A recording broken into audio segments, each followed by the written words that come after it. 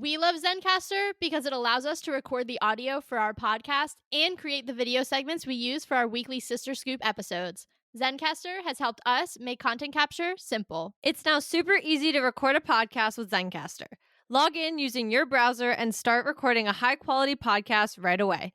Record studio quality sound and up to 4K video with your guests, and feel a sense of zen knowing Zencaster's multi-layered backups ensure you always have your recordings in the highest quality, even if the connection is unstable. If you've thought about podcasting before and realized that you need a lot of different tools and services, those days are over. With Zencaster's all-in-one podcasting platform, you can create your podcast in one place and distribute it to Spotify, Apple, and other major destinations. Just go to zencastr.com/pricing and use our code SistersAssembled, and you'll get 30% off your first month of any Zencaster paid plan. We want you to have the same easy experiences we do for all of our podcasting and content needs. It's time to share your story. Katie and I are always hungry, and one snack we both love is beef jerky. That's why we're so excited to tell you about one of our favorite jerky brands, Matt Hat Jerky. Matt Hat's delicious taste makes it a great snack, and the variety of flavors, including original, black truffle, and my personal favorite, roasted garlic, means there's a flavor for everyone. Plus, it's local to the area where we grew up in, which we just love. Use the link in the show notes below to get some Matt Hat Jerky for yourself, and make sure to use our coupon code SistersAssembled for 10% off.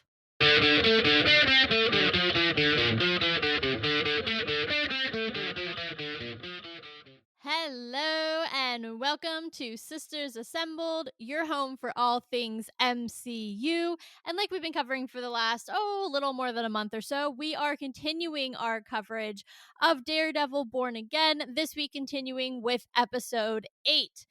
And, it was an interesting episode, but the end was definitely interesting. So without any further ado, I'm going to turn it over to Kate so we can really dive into what is setting up to be a pretty interesting season finale. I'm still mad about Muse. Same. So this episode kind of just confused me. And not because I didn't follow the episode, obviously, but because I was more so trying to figure out how we got here and why we even had the Muse storyline almost at all. I agree with you. I mean, look, big picture, we were both frustrated by episode 7. It definitely went in a direction that neither one of us anticipated, and not in the fun, cute, oh my gosh, I can't believe they went there direction, but in the annoying, I can't believe they nerfed a really scary character and decided not to make that a super cool, kind of more drawn out storyline. And then episode 8, I definitely was going into it a little bit more negative because I was still frustrated about last week. I mean, it was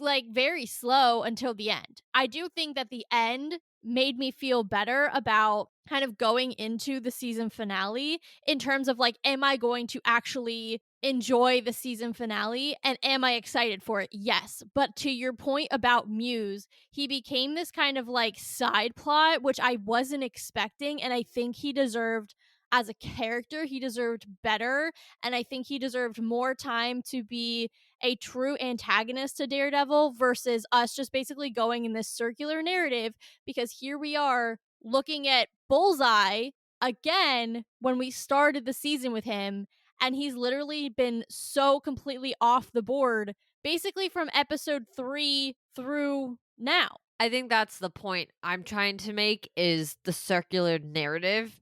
Because if you take out the random episodes with Muse in the middle, that's the season. Yeah. We are, I would argue we're almost back on track to what they were actually going for. Even referring back to now Foggy's death and everything else. Things that we weren't referring to almost at all in the middle of the season, which I think I even pegged during one of the episodes. I was like, it seems a little weird. We don't really seem to mention Foggy. We're not really mentioning that happened. So, and granted, time jump, but still. I mean, Frank was the only one really talking about it. Right. And so I appreciate that if we're back on the track they wanted to be on, cool.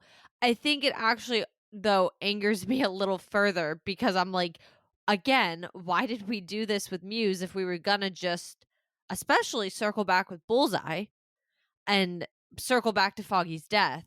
Because quite frankly, that was a story in itself if that's where they wanted to go. I just am not sure why we brought Muse into the fold of it to kind of, what you were saying, waste his character exactly just for us once again to end up here.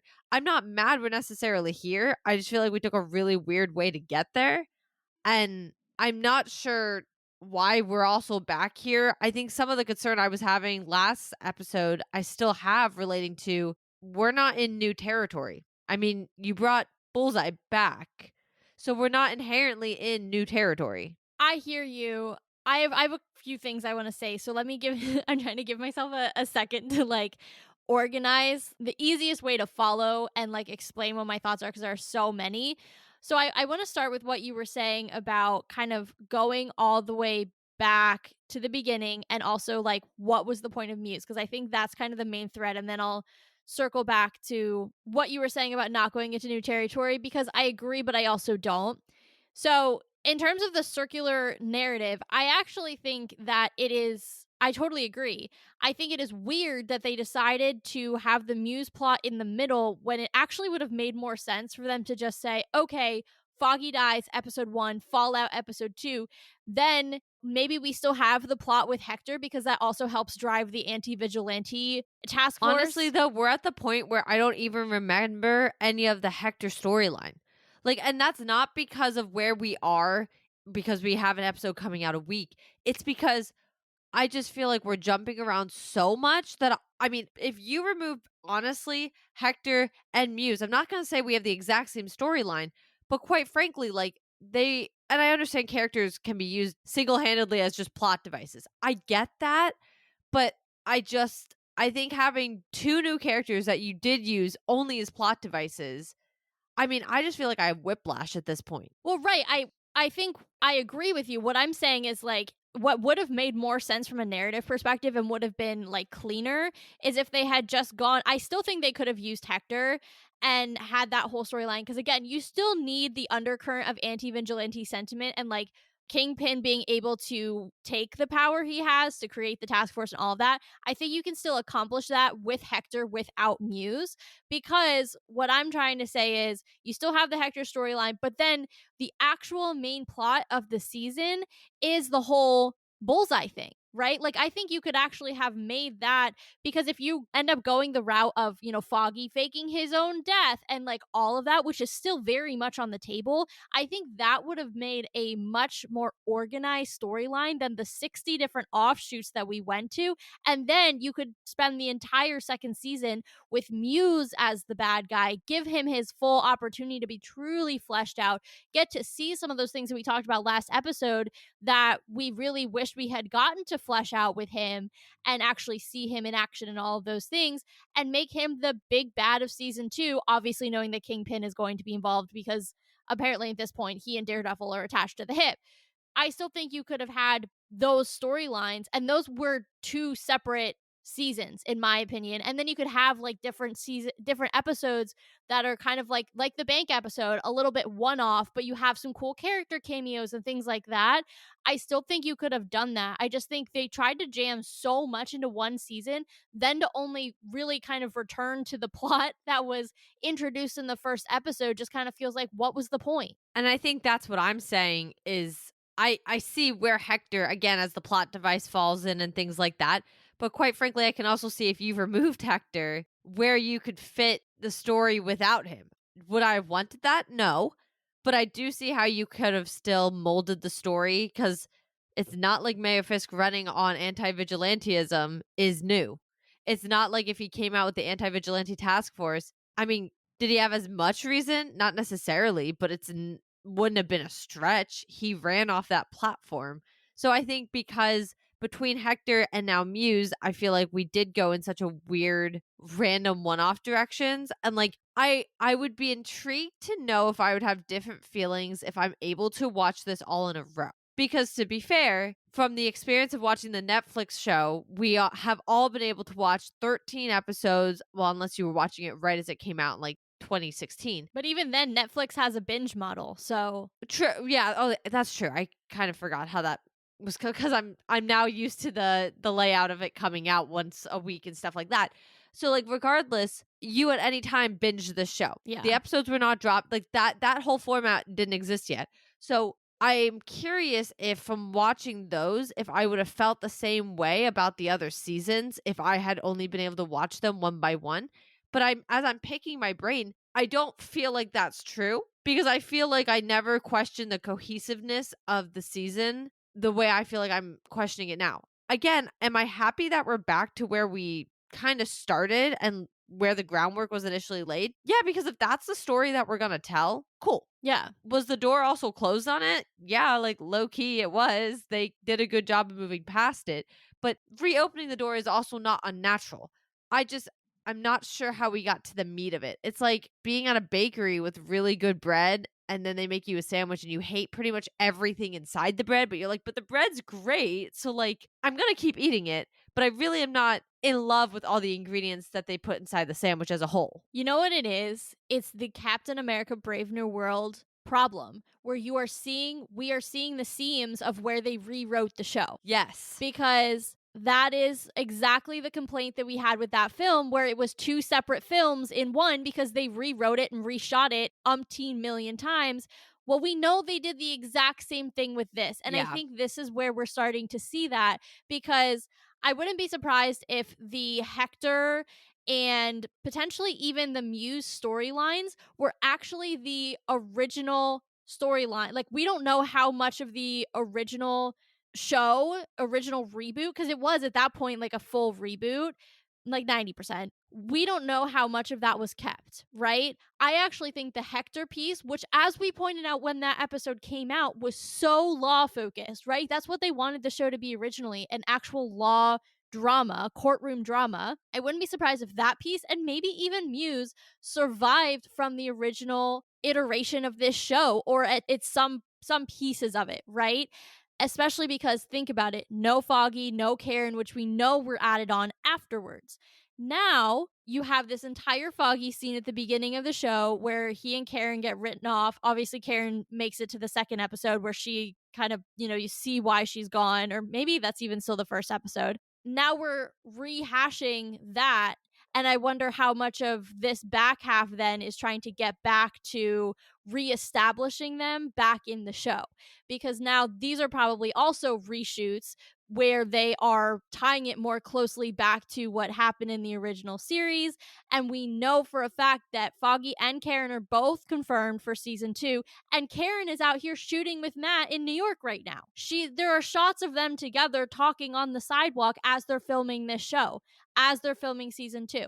So I think what you're seeing is they basically sandwiched the new stuff on the bookends of the series or the season, and the new stuff is in the middle, or I'm sorry, the old stuff is in the middle, and that's where the seams are showing. Yeah, I would argue that is probably what is happening, which is unfortunate because I do think that is where it's no longer flowing. Yeah. And it's fine because, like I said, from my perspective, primarily because at this point, I don't even remember half of the meat. I'm not thinking twice about it. If I ignore about 3 episodes in the middle, the episode 8 didn't do anything negative. Yeah. We just continued a plot line from like episode 2. Yeah. So, is it my favorite thing? No, because I know there are 3 episodes in the middle that now I'm trying to figure out why we had them if we're just going back here.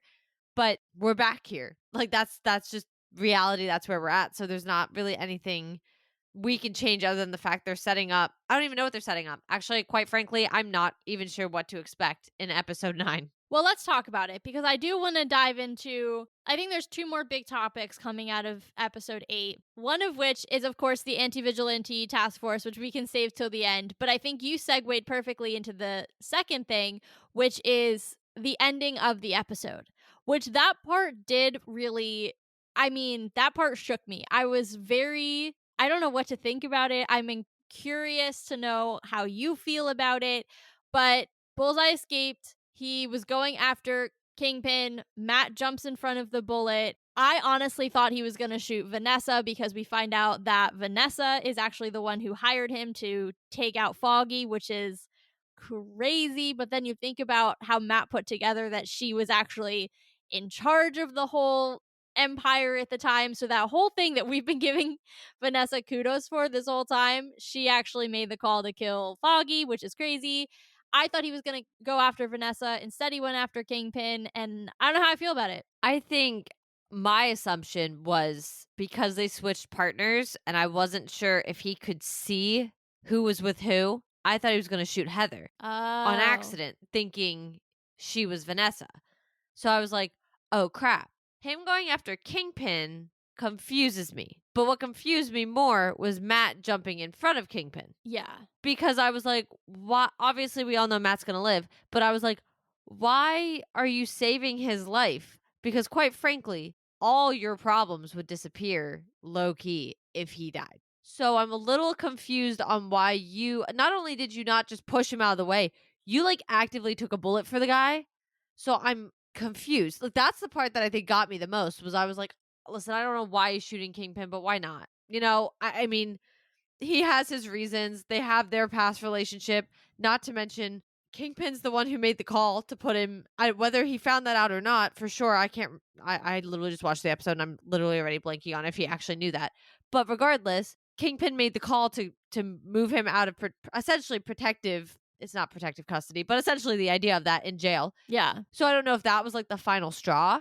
I'm not Well, entirely sure. Kingpin also broke his back. No, I know, but that's my point. Like they have a relationship, so that this isn't new. Yeah. But that's why I'm saying I don't know if that was the final straw of Kingpin making the decision to move him with the general population. I don't really know what the point was because obviously Kingpin didn't want him out. Right. He wanted him dead. Yeah, and you see it when the cop sits there and calls Buck and is like, "No, he like escaped. We have a problem." Yeah. So obviously he did not want him to ever see the light of day again. That being said, I don't know if it's like that resentment or what exactly, but I'm more caught up on why the heck Matt jumped in front of Kingpin. Yeah, that's the piece to me that I don't understand. I mean, I wonder if it goes back to like the fact that like Matt will not kill anyone, and he probably put together the fact that like he gave because I think I want to take a step back. Did Matt intentionally give him the ability to break out? Because Matt's a smart guy. He knows that anything that that man has available to him is a weapon. That's what I was trying to figure out because I also felt like the whole conversation between the two of them was pointless. Like I didn't understand what came out of the conversation, I guess I should say, other than the fact that he smashed his face and then he was able to use his tooth initially as a means of escape. So I was like, not that the conversation, I guess I shouldn't say the conversation is like meaningless, but I didn't feel like we had like, ah moments, you know? Well, we weren't. The point was Bullseye was trying to get Matt to get him back into protective custody, Right. and by showing that when he smashed his face in one, Matt just got to smash his face in, which I think he's been trying to do for a long time or wanting to do for a long time. But I think that also because he was in medical care and he was potentially showing self harm, he probably was going to go back into protective custody for that reason and out of Gen Pop. So he got him what he wanted. Well, I also think maybe Matt worked out when he figured out that Kingpin put him there, that Kingpin was putting him there to die. And the question is why? Right. And that's why Matt started thinking like, "Oh my god, like I want to revisit the relationship between the two and whether or not Kingpin was actually behind the hit put out on Foggy." But what Bullseye was trying to say was, "You scratch my back, I'll scratch yours. You get me out of Gen Pop and I will tell you who actually hired me." So Matt smashed his face in to get him out of Gen Pop, and I think that was like his part of the bargain. But what I don't understand is, did he miscalculate in knocking out his tooth, or was that just like him helping? I don't know, you know? I don't know either. And then at the end of the day, Matt was able to find out anyway. Yeah. Because obviously it came to fruition during the gala. But like, I don't know. I'm so confused. I don't really understand. And this is the problem though, because Bullseye was non existent in the series for the past like 5 episodes. I don't know what's going on. Like, Yeah.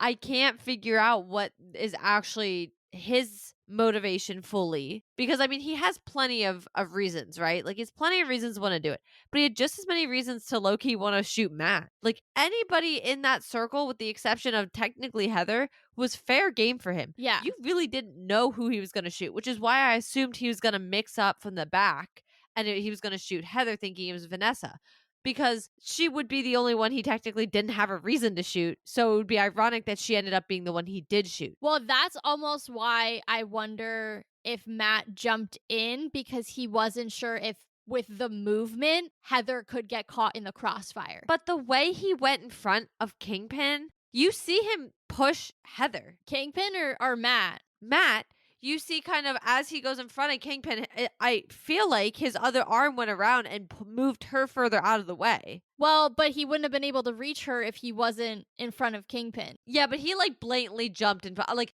look at how his body was positioned. Like, you don't, he also like, had he jumped maybe any other way, that was almost like a chest shot, bro. Like, you almost just lost your life 100% because he jumped with his entire front facing the bullet coming the way. So, like, I don't know. I feel like the intention was to not have Kingpin shot, but for what reason? Unless, but this doesn't make sense either. But technically, Vanessa started the entire ball rolling by having Foggy killed. Right. And you could tell she's not happy with employing, like, I don't think she's proud of how she had it done. Right. Because Bullseye and Kingpin have the issues they have with each other. Well, he ruined their wedding. Well, she's not happy she's going to have to tell her husband. Right. And we saw that. She immediately was like, you could see it in her face. Even though she was going to tell him, she was like, oh, you could just tell she was like, I don't want to do this. Yeah. I don't want to have to come clean about this. So I don't know if in some weird way, because Matt had it figured out, he knows something's going to happen between the two of them. Like if maybe Vanessa, like think about the fact that Kingpin has successfully forgiven her for her infidelity. Yeah. But this wasn't infidelity. What does Kingpin love more than anything other than Vanessa? It's his empire. Yeah. And so, I mean, thinking about how the actions she could have taken there, but also he's a mayor. If this ever comes out, you left a loose thread because at the end of the day, Bullseye didn't die. Well, and not to mention, if there's one thing that also really incenses Kingpin, it's betrayal. And I'm not just talking about Vanessa's betrayal, but Bullseye's. He took Bullseye under his wing in season 3. He elevated him. They were working together, and then Bullseye turned around, dressed up as Daredevil, and literally came into and ruined their wedding and tried and almost killed him. So there's a whole lot of layers there. Why Vanessa chose Bullseye is like almost a slap in the face to her husband. Like, I wonder if there was a level of, you're going to leave me? Okay, cool. I'm going to hire the man who like almost killed you to take out Foggy Nelson. So that's the other piece too, is I think while it is probably on a logical level about the empire and about loose threads and things like that, on a more emotional level, it's a double betrayal, both by Vanessa and reminding him of the betrayal of Benjamin Poindexter. Yeah, I think either way, ironically, I don't know if Matt could have figured out that it'd be better to have Kingpin living in this case. I really don't know. The only other thing I can think of is like, maybe it was because he feels responsible for Bullseye escaping. Like, he has to have put 2 and 2 together that, you know, he shows up today. If assuming that he didn't intentionally give him the means to escape, because I don't think he did, truly. I was waffling back and forth, but I think my gut says no, he didn't do that, because he does not want that man to see the light of day in terms of like freedom. He still killed his best friend. Or so we think. You know, who knows? Foggy might actually be under witness protection. But as far as Matt knows, he killed his best friend. So I think that he was able to pretty quickly put 2 and 2 together, like, oh crap, I must have done something. What here has changed? Gee, I don't know. I visited the prison today and I interacted with him on a physical level. And now all of a sudden he was able to escape. And I wonder if that guilt, he would have felt responsible for Kingpin's death because he was instrumental in Bullseye's escape.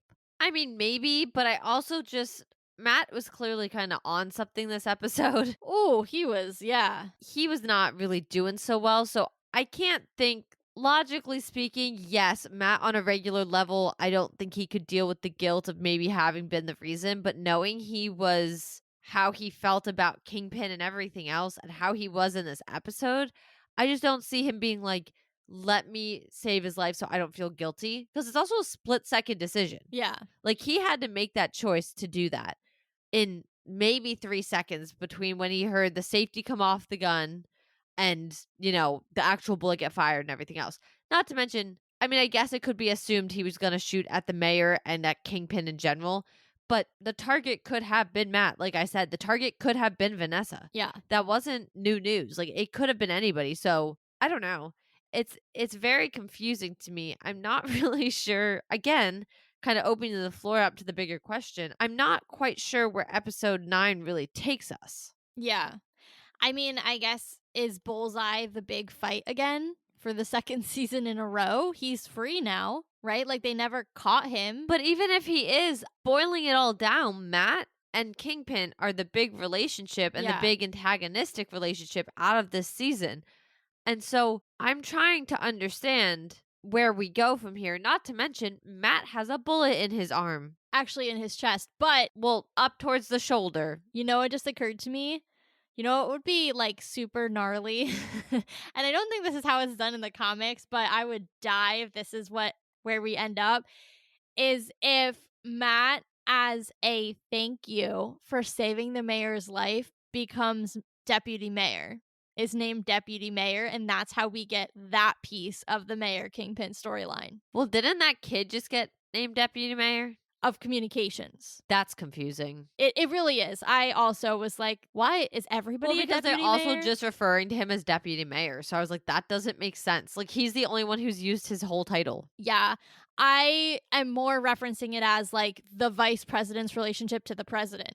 That type of deputy mayor. That could be really interesting, actually, to actually play that part of the storyline out. Because I don't think anybody, at least on this show, we didn't really anticipate they were going to go that direction. Yes, but I can't see politically. Like, I get the whole he saved the mayor's life. I just don't feel like that makes sense. Like, oh, if you do this great thing, you also can be vice mayor, essentially. Like, I don't know. That's just kind of, it feels weird. It does, but I mean, like, again, it's comic book, so I kind of feel like, you know, you have to suspend belief a little bit. And they haven't made any reference to Matt ever being deputy mayor. So I don't know how else they would do that. And I'm not saying that they're for sure gonna do that, but it could be an interesting way in if they wanted to open up that particular storyline and that particular relationship. I mean, we talked about an evolution between the two last episode. What would evolve their relationship more than them having to work together as a boss and employee in City Hall? I mean, yeah, I don't disagree. I just, regardless, don't really know. I think I'm fixated right now still on episode 9 because we still have to finish this season. Yeah. I don't know what that means other than I do think there's going to be another confrontation with Bullseye. I also think that we're going to get the reveal that Foggy isn't dead. And I think that's going to be the big end of season 9 or episode 9 and season 1. Honestly, I know that's comic book precedent. That would really annoy me. I'm gonna be honest. That would really annoy me if they killed him and then brought him back. I know it's happened. I get it. But then again, I'll sit here and say, why'd we have this entire season? Because the catalyst of all of it was killing Foggy. Especially when Matt, as we talked about at length last episode, hasn't changed. Well, right. So it just kind of sits here and it's like he hasn't really had character growth. I mean, look at him in this episode. He is literally strung out. I mean, yeah, we have the stuff with Kingpin and yeah, we had some cool like side quests, but like if we end up just bringing Foggy right back, it's going to be like, okay, why'd we do this? We're literally where episode 1 was. Why'd we even do it? Yeah. Again, I think it just comes back to the fact that they're trying to literally Frankenstein two different versions of this show together. And unfortunately, the actual narrative is getting lost in the mix. Yeah, I agree, which is why I think I don't know what to really expect or even think directionally for the finale. Yeah, I would agree. I mean, look, I just hope they do a good job of setting up season 2 and that season 2 has a much more coherent storyline that actually feels like it was written to be one season of television versus, you know, this like two-prong approach because they had two different shows written essentially and they tried to marry them. I do want to talk about one more piece, which is, of course, the anti vigilante task force, because we actually got to see them a little bit more even this episode than we did in the Muse episode. They got their own uniform. They are basically telling the mayor to go shove it, or not the mayor, the commissioner to go shove it because they don't report to him. They are actively infringing upon people's civil rights. The woman whose name escapes me, but the communications woman, she talked about how the ACLU is literally suing them on multiple counts of infringing upon rights. So I think that piece is something that, while it may not be the hugest piece of episode 9, is really starting, in my perspective, to ramp up to be a huge problem in season 2. I would agree. I think it's kind of interesting how quickly the power also seemed to go to them because even in episode 7 with the whole Muse thing, that one officer was like, "Are you sure you want us taking the credit for this? Like I feel weird about that." And Kingpin was like, "Nah, the task force did it, man. Daredevil who? Like y'all did your job." And so I think it's interesting how quickly that has escalated. But I also want to note you mentioned, like, oh, they have their own uniforms and they're fighting against the commissioner because essentially, I guess the commissioner doesn't oversee them at all anymore, No, they report directly to Fisk, which is crazy. which it is crazy. But then I think this is emphasized so well in the fact that they are the police force that is at this party, at this gala. Like, Mhm. they are the ones literally standing around patrolling everything else they're doing. And I think that's so interesting because obviously the little bit with the guy and the frying thing and all that stuff happens a little later in the episode, but you do see them initially scattered around the party. So I think having his own private little police force is such an interesting point of view to kind of go with. And I do expect them to be a bigger problem in season 2 because they haven't gotten to be the bigger problem they deserve to be in season 1 just yet. We're seeing them escalate. I don't know what to expect from them either, though, quite frankly. And I would like to hope that we see them more next season, especially with maybe more vigilantes. We kind of got a little bit of that with the swordsman, the idea that there are more out there, especially ones that we aren't necessarily aware of.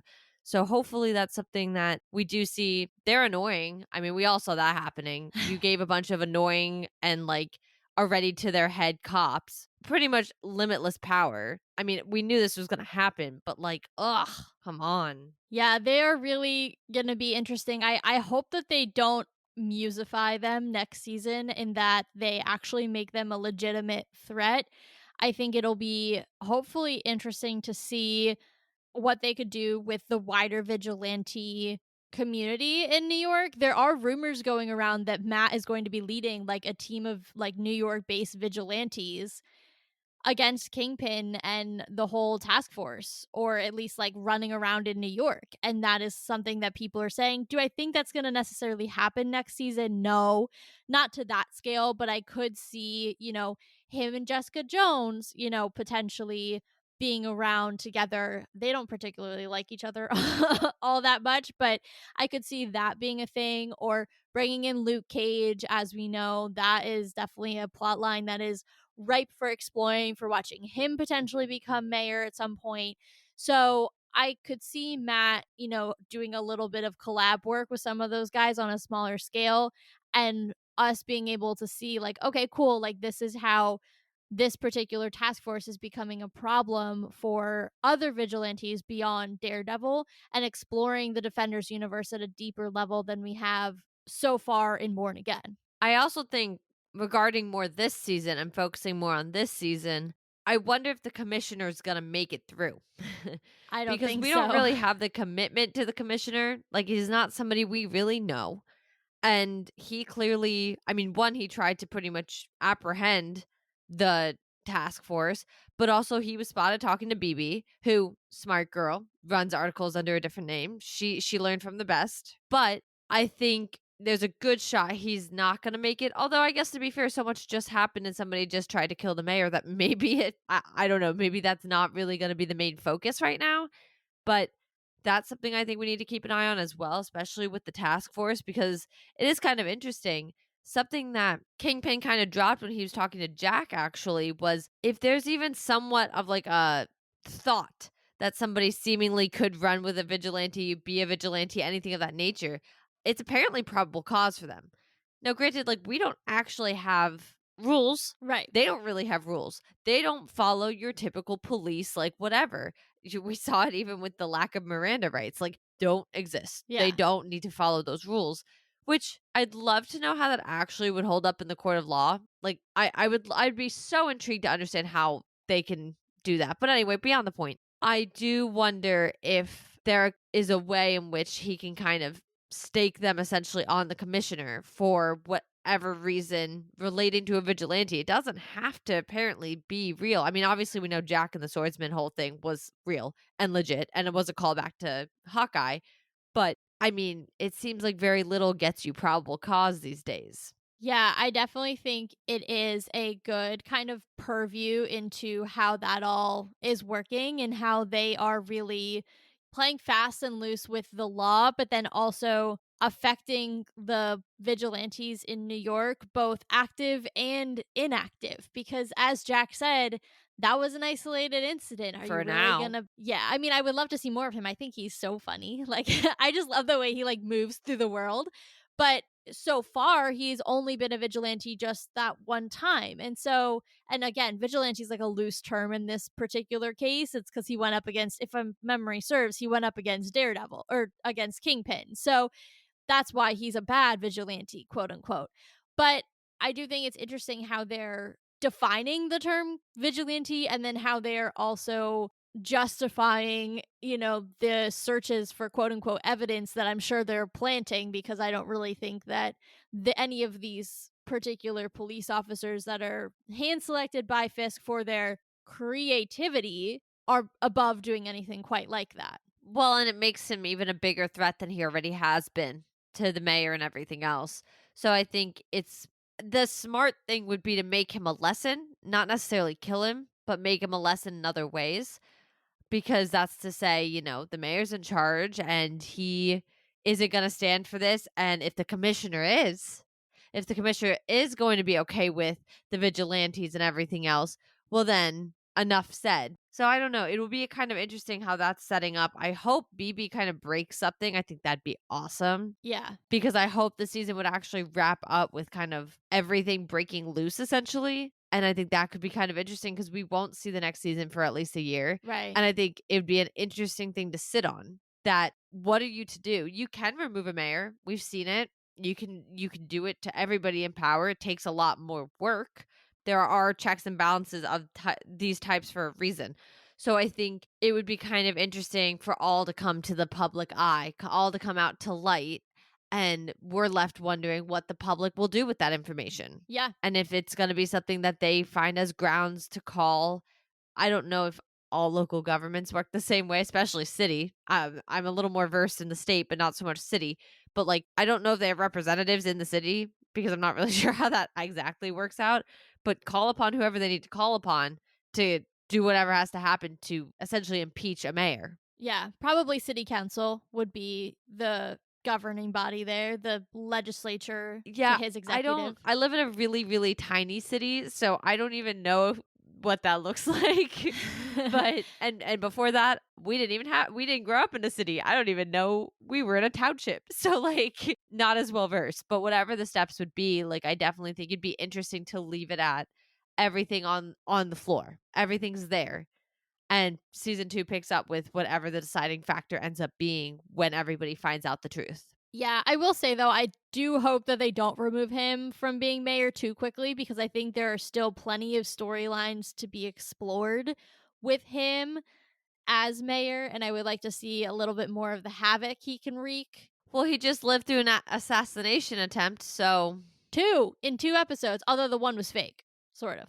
That was confirmed. The Luca one at the end of last episode. I forgot about that. But yes. I mean, yeah, but it's not like the public knows that one. They're all going to know about this one. True. Yeah, it was very public. One more quick thing. We got some resolution on the Kingpin Vanessa relationship in the form of Adam's unceremonious murder at the hands of Vanessa. But did we? Because that only seemingly lasted this episode. I don't see that resolution lasting. You don't think they're going to be able to work together still, or like work it out? I'm not saying they might not be able to work it out in the long run, but I don't see their little amazing, like everything's back to normal, we love each other kind of whatever show they were giving. I don't see that continuing. I mean, I go back to what I said earlier. Vanessa was very, very unhappy with having to share news she was not planning to have to share with him what appears to be at all. She was planning to keep that silent. That went to the grave with her in her opinion.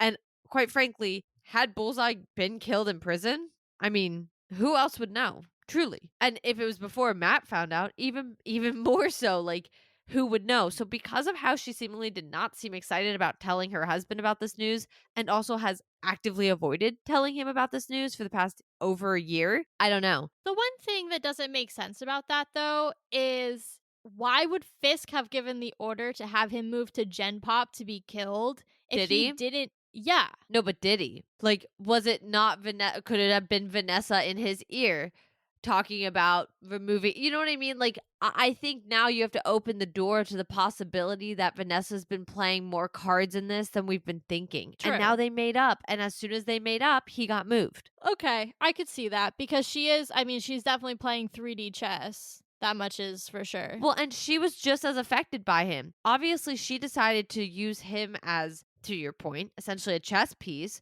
rather than knocking him out. She saw the bigger image of him and used him, hired him, whatever she decided to do, and for whatever reasons, which better be revealed because I'm going to be annoyed if they're not. It had something to do with that case Foggy was working on, Right. But like, I'd like to know more. but that's why I think they're going to play the whole he's back card because I think whatever that case is, they knew he was in danger. He knew he was in danger.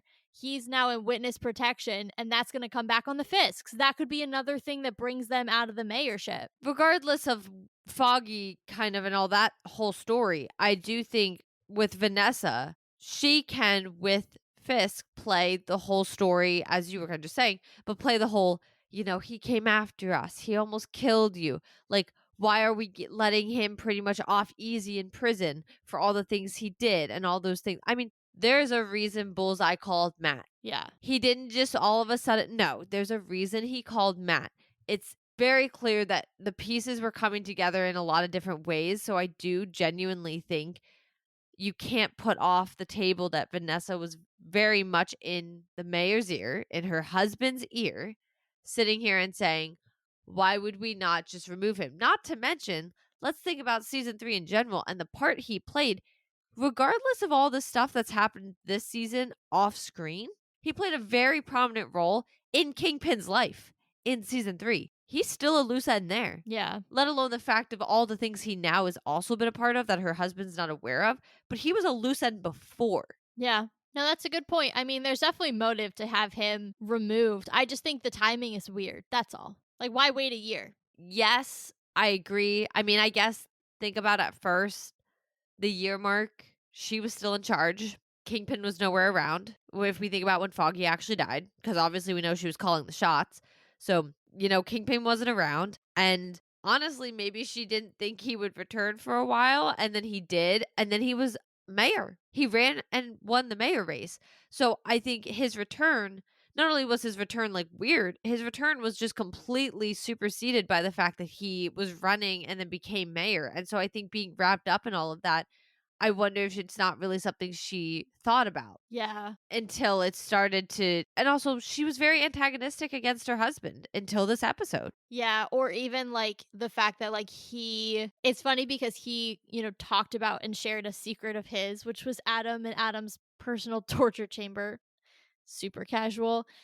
But then she decided to eliminate the one secret that she had from her husband, or the biggest secret that she had from her husband. Instead of having to come clean in a I'll match you in honesty moment, she was like, nah, let me just kill him instead. Yeah, because if it was Kingpin, I don't know why he would have decided to move him suddenly. And especially if he didn't know about the hit on Foggy. Like, it doesn't make any sense. Right. Unless he figured it out. Kingpin's not stupid. No, he's a very smart man, So unless he already had it figured out and was taking care of business, I guess. I don't know. I don't know. I mean, also, let's be fair. This was not really explored, but how much did Adam low-key know? Yeah. How much was he with Vanessa? Because, I mean, maybe she was hiding it all from him, and maybe he was standing right there during some of it. I'm not saying he was conspiring with her, but he was sleeping with her. I mean, I don't know. She said that she needed the company and everything else. I don't know if it was just sleeping with her or if it was companionship. I mean, she talked about companionship. It could have been all of this stuff, and he could have been around more for a longer period of time than implied, or at least than I should say than assumed. Maybe he knew more than she was, or than he really lets on because he's just like a normal little dude. I don't know. I don't know if killing him was something that, like, set her off on her thing or vice versa with Kingpin. I don't know if Kingpin found out from him while torturing him. I don't know. Yeah, or they're just both cleaning out the skeletons from their closet and literally starting their relationship born again, like starting it completely new by sweeping up those skeletons. Yeah, I don't know. I do find it a little weird it's happening pretty simultaneously, Yeah. but that's TV for you, so I don't know. Yeah, I don't know. I think that's the thesis of episode 8. It was a kind of weird one. It was definitely made me less annoyed than episode 7, though at the same time, I'm still frustrated that we continue to have these issues where, we're writing two different pieces of media and then sewing them together in the ugliest way possible. That is still frustrating, but here we are. I agree. I do have to just add really quick as far as the ending. I'm not sure we're going to see Matt suit up in the final episode, which kind of annoys me. Yeah. I mean, again, the guy was just shot and like not like the ankle, So like I am a little frustrated that I don't think we're going to see as much resolution in the final episode. And again, like that's the fun of having a second season and a show that's able to do that. I get it. But with it, as you kind of just set up, with a show that's kind of been pieced together, I think we need a little more resolution. I And I'm agree. not sure we're really going to get it. Yeah, I definitely think that is a frustration of mine. I do hope that it means that they are going to write season 2 more cohesively. I don't know. I mean, I haven't honestly seen a ton of the sentiment around how people felt after episode 7, but I think after this episode, I could see people being a little frustrated that we're, going on the same circular narrative you and I have been talking about. So, I'll be curious to see if that audience feedback does come to bear and if they're able to then work through episode 2 to make or season 2 to make sure that it doesn't kind of fall into the same challenges. Yeah, for sure. All right. Well, that is it for episode 8, the second to last episode of the first season of Daredevil Born Again. We will be back for the season finale next week. But in the meantime, please make sure that you are following on your podcast platform of choice, checking out the website for all things related to the show. And if you're enjoying the show or Sister Scoop or any of the media that we put out, please make sure that you consider our Buy Me a Coffee, which allows you to support the show financially, which is linked in the show notes below. You can also follow us on all of our socials, linked down in the show notes. And you guys will notice we are down one. We have decided as a podcast and just sisters, as we've had this discussion, to officially leave Twitter or X or whatever you wanted to call it. So we will no longer be on that platform, but all of our other socials, Instagram, TikTok, Threads, Facebook, everything under the sun, we are still active on, and go ahead and give us a follow on there. And as Taylor kind of set up, we are looking at the finale of Daredevil Born Again season 1. We are also looking at Thunderbolts as that's coming around the corner. So our predictions already for that will be coming after, or like in 2 weeks, but just kind of a heads up, keeping what's on the calendar, and also the fact that tickets are on sale. So we're starting to kind of do double coverage right now, but Daredevil will finish next week. We're excited. We don't know what's going to happen, but we'll cover it anyway. In the meantime, Marvel just blew your mind, so let's talk about it.